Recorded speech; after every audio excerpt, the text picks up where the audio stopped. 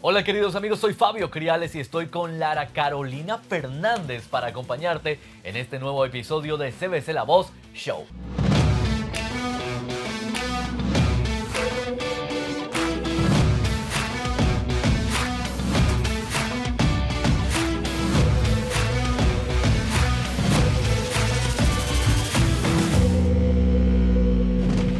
Hoy te presentaremos los segmentos más vistos y solicitados por ti. Vamos a comenzar con la psicóloga Débora Pedace, ¿te parece, Lara? Quien nos hablará sobre la culpa. ¿Ustedes son personas que todo el tiempo se sienten culpables en lo que hacen, en el laboral, tipo se echan la culpa de todo? ¿O son más bien de responsabilizar a otro o medio y medio? De No, todo, yo de sí, todo. sí. El otro día escuchaba a un chico en la iglesia que decía que él no se sentía culpable, no se sentía merecedor de la gracia de Mm, Dios. Y yo decía, a veces me pasa eso, que digo, no, no, sí, pero Dios te ama, pero no lo merezco, ¿viste? Como, Claro, porque wow. a sí. veces me sucede, ¿no? A veces como que uno Bueno, no... sí, es un tema re loco porque hay personas que no lo toman tan en serio. Hay muchas personas que sienten culpa todos los días por muchas cosas o ya personas al punto extremo de el día está lloviendo, seguro es por mi culpa porque tengo una mala suerte, que siempre todo me Mm, pasa a mí, todo, viste, es como... Entonces mm, es como que la culpa, cuando se instala mucho en las personas y ya la persona ya se siente culpable por todo y todos los días, ya como que la persona empieza como cada vez a caminar como más agachada, arrastrando los pies y termina no mirando, no pudiendo levantar la cabeza o mirando o proyectando futuro porque siempre está pensando que todo lo que le pasa a ella, a sus hijos, a él, a su esposo, a su esposa es culpa o de la persona. Y quiero charlar en este viernes, ujú. ver qué les pasa a la gente, ¿no? La gente se suele, los que están escuchando, los que están mirando, se suelen sentir culpables todo el tiempo por las cosas que hacen o no hacen, porque la culpa tiene que ver con el sentirnos responsables o pesarosos o tristes o mal por algo que hicimos o por algo que no hicimos. Uy, yo Claro. tendría que haber hecho esto, si yo la hubiera ido a buscar, si yo hubiera hecho esto. Pasa mucho cuando sucede algo malo y uno pudiera o piensa que pudiera haberlo evitado, se siente culpable. Pero ¿qué pasa cuando la culpa deja de ser? Porque la culpa es, el sentimiento de culpa es una emoción, ¿no? Y tiene que ver con me siento de un modo, me Sí, siento de determinado modo, me siento triste, me siento frustrado, es un sentimiento desagradable. Pero a veces la culpa también es funcional. ¿Qué quiero decir Claro. con esto? Que a veces la culpa nos permite no realizar un hecho que pueda llegar a dañar a alguien. Por medio de la culpa no transgredimos o intentamos no transgredir la norma. Por medio de la culpa en palabras muy freudianas pudiera ser el super yo. La culpa representa esa ley, eso que te dice esto no se puede hacer, esto no. ¿Y qué pasa cuando lo transgredo?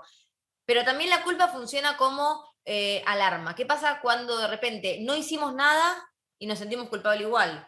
claro. Cuando no hicimos nada o no transgredimos o no omitimos tampoco nada y nos sentimos culpables igual. Ahí está cuando la culpa se instala de forma desagradable como una emoción completamente negativa. Una persona que se siente así de culpable, si por ejemplo tiene compañeros de trabajo o tiene una esposa o un esposo que lo hace sentir más culpable todavía, ¿qué Mm. sucede ahí? Peor, ¿no? Y bueno, estos son los factores. Ujú.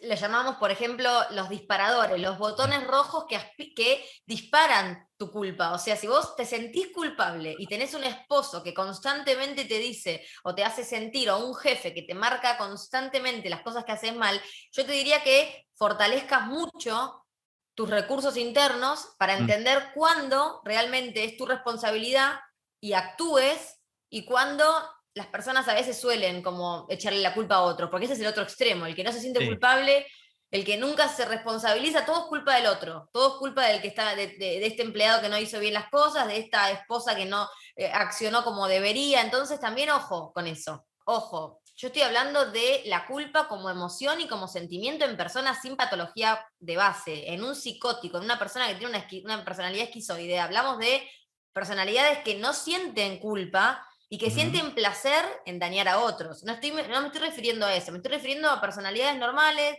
que a veces nos sentimos culpables por no estar en casa con los chicos, que a veces nos sentimos culpables por no haber entregado ese trabajo a tiempo. Por Claro. eso está bueno que saquemos todo lo que tenga que ver con patología mental, ¿no? No la culpa como consecuencia de un trastorno mental, sino la culpa como originaria de, por ejemplo, te nombro algunas, la crianza, estos Ujú. padres completamente exigentes que cuando el chico venía con un 9,90 le decían, ¿y por qué no un 10? No te esforzaste lo suficiente, te pago un Claro. colegio carísimo y me traes un 9,9, ¿por qué no me trajiste un 10? Lo he visto. Ujú. O madres completamente exigentes en cuanto a todo lo que tiene que ver con la personalidad del nene, no permiten que se equivoque, cuando es chiquito y está encastrando, señora Marta, no me sale la palabra encastrar, No, él cuando tranquila, está sí. jugando con bloques a los 2 años, y es algo esperable un poco más adelante, a los 4 o 5, entonces, ¿cómo hacer, ¿no? Como padres o en la crianza, para no generar en nuestros hijos la culpa de todo lo hago mal? Todo lo de crianza es un tema aparte, ¿no? Pero influye mucho. También el nivel de autoestima. Una persona con autoestima mucho más débil es mucho más proclive a sentirse culpable, a sentirse responsable por todo lo que pasa. Si no me fue bien en este examen es por culpa mía, porque no estudié lo suficiente, porque no me preparé bien. Si no llego a este trabajo que anhelo es porque soy una incapaz.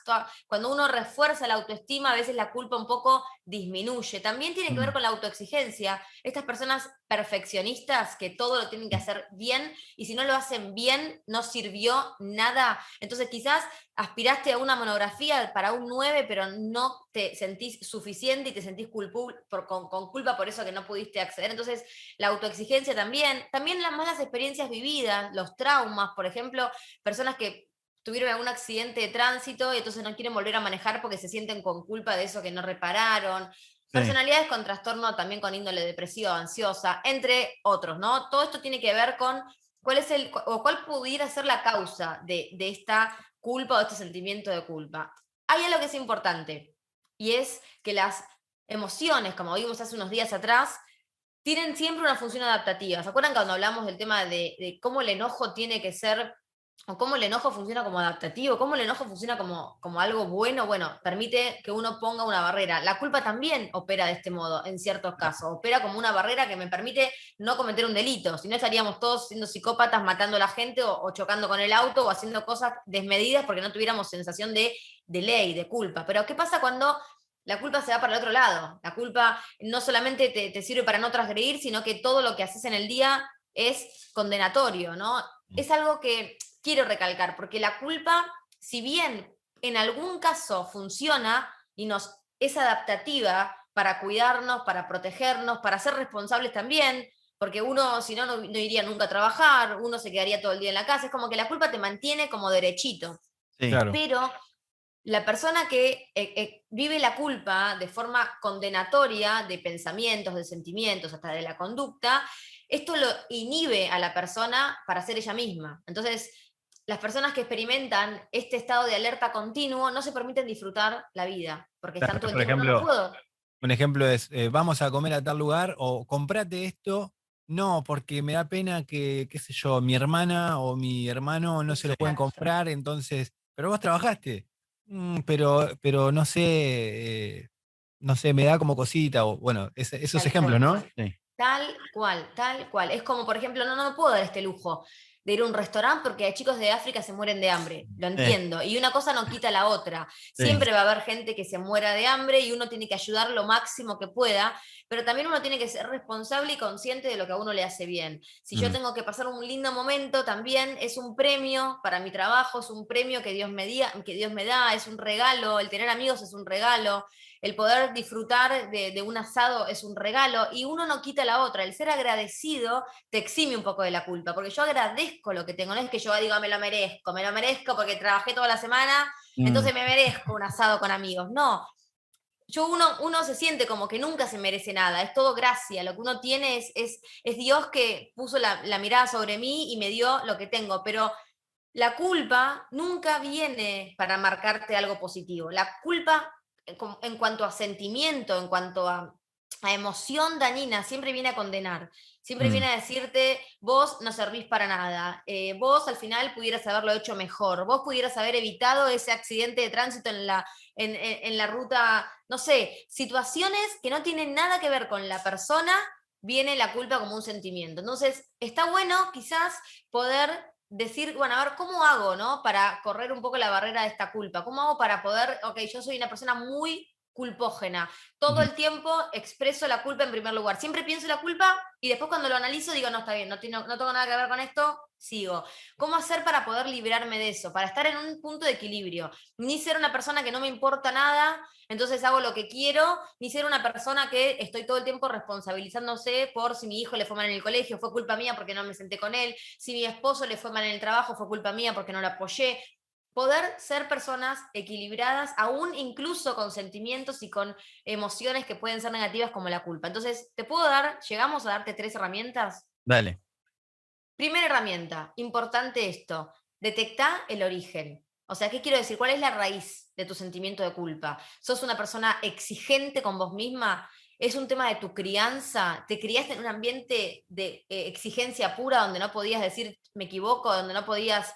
Conozco una iglesia muy linda que visité en Miami, muy linda iglesia, donde te mostraban la vulnerabilidad propia, la vulnerabilidad de decir, che, me equivoco, me equivoqué. El poder tener la libertad de decir, esto me salió mal, y no sentir la condenación como sentíamos cuando éramos chicos que íbamos a estas iglesias de los pastores alemanes Mm, que te juzgaban o que te decían hiciste algo y te ponían en el banquillo del acusado durante, creo que crecimos en una cultura de culpa, sí. crecimos en una cultura condenatoria, entonces el ir a una iglesia donde de repente no sé, te muestran que son vulnerables y que uno se puede equivocar, te da más seguridad de decir, ok, me hice esto, pero me arrepiento, y el arrepentimiento va después de la culpa. Así que el detectar el origen está buenísimo. Si viene de Sí. una infancia complicada, si viene de alguna experiencia traumática, si tuviste algún accidente importante y quizás fue tu negligencia, tu responsabilidad. Hace poco, hace 2 semanas acá en Argentina, 4 chicos de 19 años manejaban borrachos cerca acá donde yo vivo, en un lugar donde la máxima es 40, iban a 120, No. y un chico que manejaba chocó porque estaban todos muy borrachos y mató a 2 amigos, los que estaban en el auto. Obviamente ese chico, a los 19 años en el que manejaba, obviamente que puede ser que va a tener una culpa de por vida, una culpa que lo va a arrastrar porque él pudiera haber evitado esta situación. Ahora, ¿qué hacemos con esto? Ya está. Mm, ¿Te condenamos eternamente? Esto es lo que pasa con las experiencias traumáticas. ¿Cómo hacemos para trabajarlas? Para que la persona entienda que obviamente pudo haberlo evitado, pero que las cosas fueron de este modo y uno trabaja con la aceptación y el poder ser responsable para futuro. Entonces, encontrar el origen es fundamental, detectarlo, porque eso hace que podamos a partir de ahí empezar a trabajarlo. sí. Lo segundo es registrar a diario la culpa. ¿Cómo hacemos para poder ir registrando lo que nos va pasando? ¿En qué momento del día sentís culpa? Delimitala. ¿Fue todo? Uy, ayer me sentí todo el día culpable. ¿Todo el día? ¿En qué momento? No, cuando me dijeron esto. Ah, ¿fue a raíz de algo que te dijeron? ¿Fue a raíz de algo que hiciste? ¿Fue a raíz de algo que tenías que haber hecho y no hiciste? Delimita el momento para poder, a partir de ahí, darte cuenta que capaz que no es que todos los días te sentís culpable. Capaz que frente a determinado estresor te sentís culpable. Es un jefe el que te hace sentir culpable. Entonces ahí, al delimitarla, la podemos trabajar. Y también es importante que delimites la forma en la que viene la culpa. ¿Viene a raíz de pensamientos? O sea, ¿es un pensamiento fugaz que viene o es un pensamiento que viene y se instala y te ocupa todo el día y vos todo el día te inhibe de hacer cosas porque sentís culpa? O sea, el poder delimitarla y el registrarla, como hablamos siempre, llevar un registro de la culpa, en qué momento te sucedió, a raíz de qué, si fue Sí. un pensamiento, si fue una persona, cuánto te duró en el tiempo, qué intensidad tuvo, de 0 a 10, me sentí muy culpable al borde de estar llorando y no poder salir, o me sentí un poquito culpable. Bueno, el Claro. registrarlo es importante. Es también muy importante recordar que la culpa nunca viene a reparar, sino que viene a condenar. Cuando uno entiende que la culpa no viene a reparar, sino que con la culpa no ganamos nada, con el sentimiento culpable, lo único que hace es inhibirte y que no te hagas responsable o que no puedas continuar. Entonces, cuando uno entiende la culpa desde este lado, la deja un poco de costado y repara. Me sentí culpable porque le respondí mal a mi esposo, Ujú. entonces me siento culpable, bueno, ¿qué hago? ¿Me quedo todo el día llorando porque le respondí mal a mi hijo o no? La dejo a un costado, voy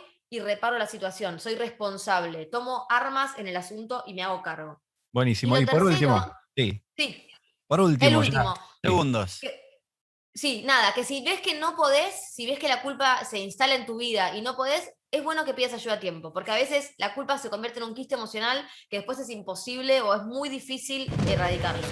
Un invitado especial que tuvimos en las temporadas anteriores de CBC La Voz Show es Alex Campos. Y veremos en esta entrevista donde Alex nos cuenta qué es lo que sucedería si es que no tuviéramos pruebas en la vida. La gente, por lo general, todos, no voy a decir la gente, todos queremos evitar el tema de las pruebas. O sea, si puedes, pasa de mí esta copa. ¿Qué pasarías? ¿Qué pienso, no? ¿Qué pasaría si no pasamos por estas situaciones difíciles? Problemas de enfermedad, cualquier Yo, cosa. yo creo que tendríamos una fe muy débil, ¿no? Estaríamos falta de carácter y no conoceríamos el favor de Dios y la gloria de Dios. Porque es a través de esos desiertos, a través de las enfermedades, de las traiciones, de la falta de economía, que conocemos al Dios que sana, al Dios que restaura, al Dios que alimenta, al Dios que levanta, al Dios que perdona. Si no pasamos por ahí, ¿cómo le vas a conocer? O sea, no le vas a conocer de ninguna forma, ¿no? Y lo traduzco a la realidad, ¿no? O sea, como que, oye, ahora que yo estoy viviendo aquí en Estados Unidos, ¿no? ¿Conoces al doctor tal? No, no lo conozco. No lo voy a conocer hasta el día que yo tenga que ir a conocerlo, ¿no? Y pasa en Dios, ¿no? No vas a conocer las áreas diferentes de Dios hasta que no pases por esos momentos y tengas que ir a ese Dios que restaura, al Dios fiel, al Dios misericordioso, al Dios que sana, al Dios al que provee, al Dios Rafa, o sea, conocerlo en sus diferentes nombres y dinámicas. Fíjate que pensaba en algo, ¿no? Muchas veces estamos buscando algo estable. La gente busca estabilidad y está bien que la busquemos. Y buscamos la estabilidad en tantas cosas, no buscamos estabilidad económica y por eso nos movemos a diferentes países para buscar estabilidad, que no se nos mueva el piso económico. Buscamos estabilidad en una tierra donde no haya, donde en lo más posible no se mueva, no haya terremotos, no haya huracanes, pero en todas las cosas siempre hay actividad, se mueve, no hay nada estable, donde a veces uno dice, no, la tierra que uno parece tan estable a veces se mueve, hay terremotos y hay tanta inestabilidad en la vida material, económica, social, sentimental, pero hay una sola cosa que no se mueve y es donde nosotros podemos aterrizar y saber de que si ponemos nuestros pies en ese lugar, no se va a mover. Es estable, es fiel, es eterno, es misericordioso y esa es la roca sólida de Jesús. Es lo único que no se mueve. Lo demás siempre va a tender a moverse, siempre va a tender a ser inestable. Y donde podemos hallar seguridad es poniendo nuestra vida en la estabilidad eterna que es la roca llamada Cristo Jesús. También tenemos al pastor Andrés Corson, Me encanta. reconocido por haber profundizado en el tema de la oración, que nos contará por qué a veces nos cuesta orar, Fabio. Veamos, me encanta este segmento. Me parece que muchas veces no entendemos realmente lo que es. Me gustaría empezar por ahí, una definición de qué es la oración. Orar es hablar con Dios, ¿no? Es tener una conversación con Él, no solo es hablar y hablar y hablar. Una conversación debe ser entre dos personas. Entonces sí, hay momentos en los cuales le pedimos, pero hay momentos en los cuales tenemos que callar y oír lo que Él está diciendo. Entonces orar es conversar con Dios. Ahora, la segunda pregunta tendría que ser indiscutiblemente, ¿qué necesitamos para hacerlo? Hay muchas personas que tal vez tienen una forma que han aprendido a través de los años, de generación en generación, a repetir frases. ¿Qué sugiere usted y qué sugiere específicamente en su libro que debe ser la oración? En el libro comparto cómo orar basado en la oración modelo que el Señor nos dio. Entonces, Jesús cuando nos dio el Padre Nuestro, lo primero que digo es que no usemos vanas repeticiones. De nada sirve decir aleluya, aleluya, aleluya, santo, santo. Eso no sirve de nada. Pero algunos repiten el Padre Nuestro como si fuera un rezo. Tampoco sirve. El Padre Nuestro es un sendero que va diciéndonos paso por paso qué es lo que debemos nosotros hacer.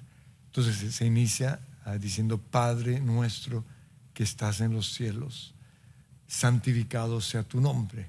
Ese es el primer paso. Y eso quiere decir que mi punto de partida para orar debe ser proclamar lo que yo soy en Cristo, ¿no? Gracias a Jesús yo soy hijo de Dios, yo soy perdonado, yo soy salvo, soy una nueva creación.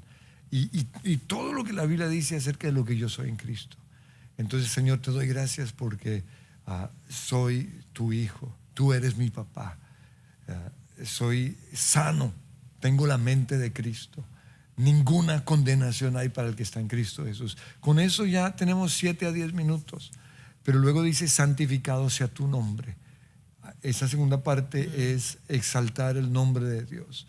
Y en la Biblia yo he encontrado más de 300, no tengo la cifra exacta, nombres diferentes que yo puedo usar en mi tiempo de oración. Dios es Jehová, Yahweh, el Jireh, el proveedor. Él es el Shaddai, Padre, Madre, Dios, el Dios que me ve, el Dios que está conmigo, Emmanuel, Dios con nosotros, el sanador, el que pelea mis batallas, Yahweh Sabaoth. Entonces yo santifico tu nombre. Santificar el nombre de Dios es separar su nombre de los otros nombres.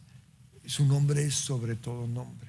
Entonces simplemente con eso ya tengo 7 minutos. Luego sigue paso por paso. El siguiente es: venga tu reino a mi vida. Ahí comienzo ya a interceder por mi vida, que lo que tú has establecido en el cielo sea una realidad aquí en la tierra. El reino de Dios no es comida ni bebida. Ahí no oramos por mis deseos, mis necesidades financieras. No, ahí clamamos es que Dios esté entronado en mi vida. En mi posición en Cristo hay un punto donde yo digo, y es generalmente cuando yo estoy orando, y mi oración, o sea, una cosa es mi oración en la iglesia, otra en mi vida personal. Yo me levanto todas las mañanas a las 6, bueno, me levanto antes, pero el plan es a las 6 salir a caminar o a montar bicicleta, lo que últimamente estoy haciendo, y ahí tengo mi tiempo de oración. Y tengo ya una ruta establecida, y en la ruta cada vuelta tiene que ver con uno de los pasos del Padre Nuestro. Entonces, en ese primero, cuando estoy proclamando mi posición en Cristo y los nombres del Señor, generalmente finalizo diciendo: y ya no vivo yo, ahora vive Cristo en mí. Y eso me prepara para el reino de Dios en mi vida.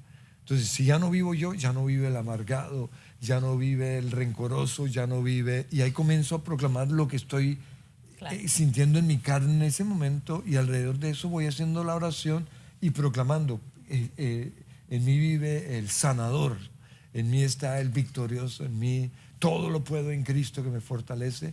Pero también ahí comienzo a orar por otras personas, por la iglesia, por otras naciones, y así paso por paso nos vamos por todo el Padre Nuestro. Si la oración es tan importante, y lo es, Sí.